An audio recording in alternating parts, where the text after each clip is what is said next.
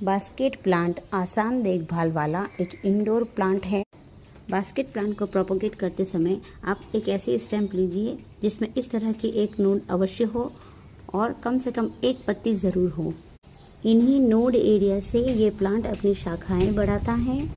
मिट्टी में लगाने के लिए आप एक छोटी सी कटिंग ले लीजिए, उसे एलोवेरा जेल में डिप कीजिए, मिट्टी में आधे इंच की गहराई तक इसे लगा दीजिए।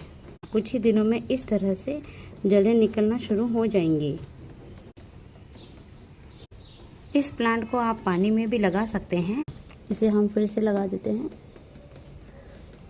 मिट्टी सूख जाने पर ही इसमें आप पानी दीजिए। ये पौधा पानी में भी अच्छे से ग्रो कर सकता है।